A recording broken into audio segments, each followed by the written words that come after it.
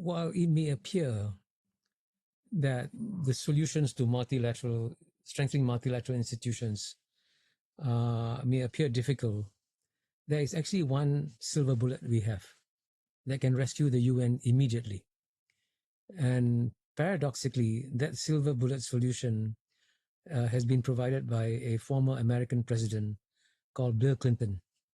Because Bill Clinton is, even though his record as president, as you know, was mixed, partly because of personal reasons, is actually a very wise thinker. And in a speech in Yale he gave after stepping down as president in 2003, he said, if America is going to be number one forever, then fine. America can do whatever it wants to do.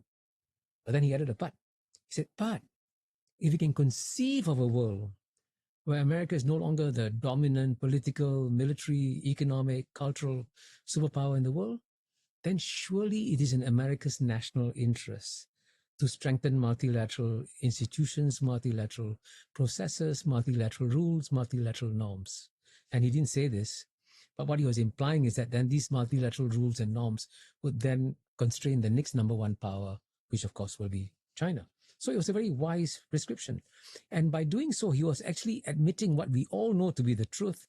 The reason why multilateral institutions have been weak, especially since the end of the Cold War in a unipolar world, is because it has been American policy to weaken multilateral institutions. In fact, in my book, The Great Convergence, I actually cite a former director of the National Intelligence Council of the US telling me, face to face, one-on-one, that, okay, Singapore may need strong multilateral institutions because they enhance the voice of small states like Singapore. For United States, multilateral institutions constrain the United States. So he admitted the United States wants to weaken multilateral institutions.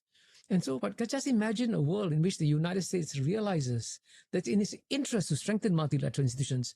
And once it comes to that realization, everything changes. Because right now, we still have a window because China is not yet number one. And the Chinese do believe that multilateral institutions are good.